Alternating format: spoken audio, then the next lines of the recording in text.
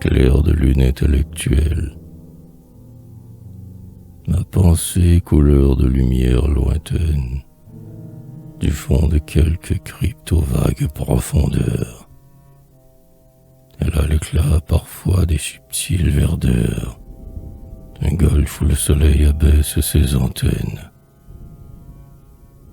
En un jardin sonore, au soupir des fontaines, elle a vécu dans les soirs doux, dans les odeurs. Ma pensée couleur de lumière lointaine, du fond de quelque crypte aux vagues profondeurs. Il court à jamais les blanches prétentaines, au pays angélique où montent ses ardeurs. Et, loin de la matière et des brutes laideurs, elle rêve l'essor aux célestes Athènes. Ma pensée couleur de lune d'or lointaine.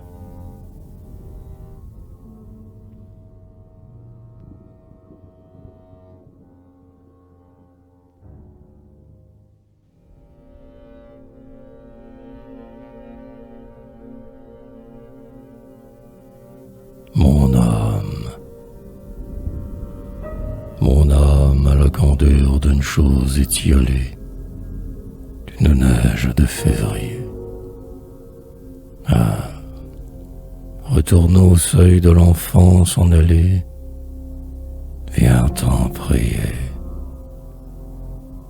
Ma chère, joins tes doigts et pleure et rêve et prie, comme tu faisais autrefois, lorsqu'en ma chambre, au soir, vers la Vierge fleurie, montait ta voix.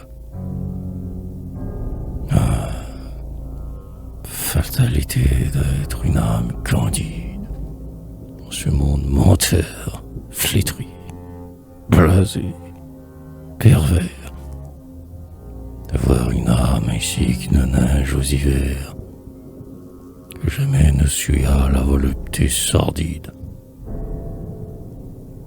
d'avoir l'âme pareille à de la mousseline que manie une sœur novice de couvent, comme un luth empli de musique du vent, qui chante et qui frémit le soir sur la colline.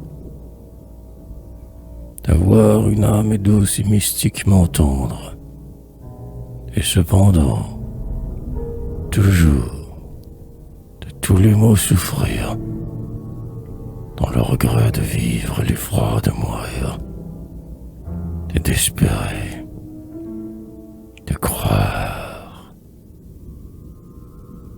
et de toujours attendre.